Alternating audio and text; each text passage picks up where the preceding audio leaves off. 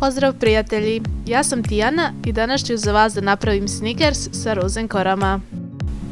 U veću zdjelu stavit ćemo 250 g šećera i 250 g margarina.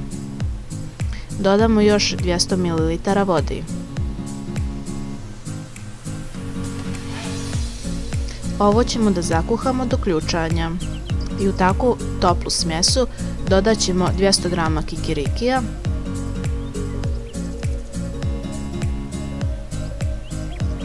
i 100 g mljevenog keksa. To može da bude plazma keks ili petit po vašoj želji. Ovo ćemo dobro izmiješati kako bi se masa sjedinila. Nakon miješanja masu ćemo ostaviti da se prohladi. Prohlađenu smjesu, ali ne potpuno hladnu, najbolje sobne temperature, rasporedit ćemo između listova rozenkore.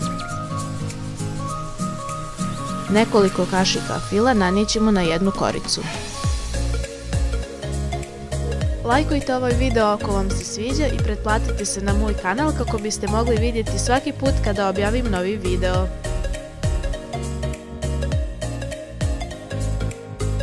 Sada ćemo da razmažemo fil po čitavoj površini korice.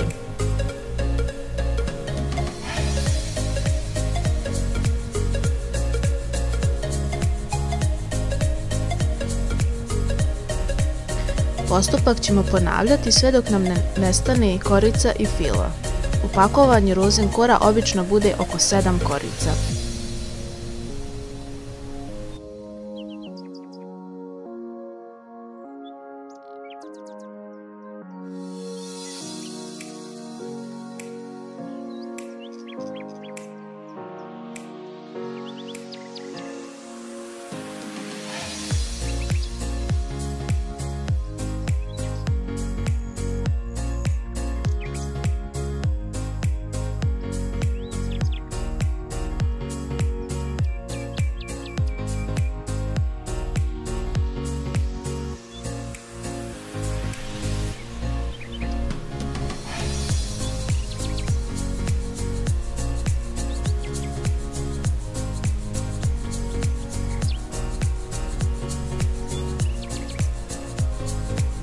Kada smo potrošili sav fil, zadnju koru stavimo preko kolača i dobro pritisnemo rukama da bi se fil i korice što bolje sjedinile.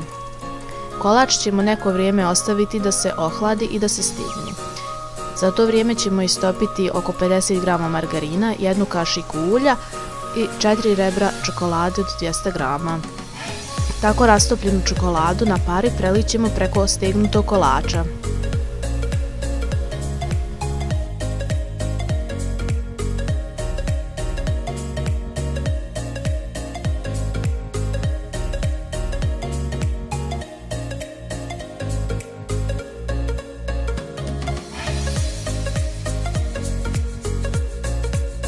Malo mljevenog keksa posućemo po čokoladi.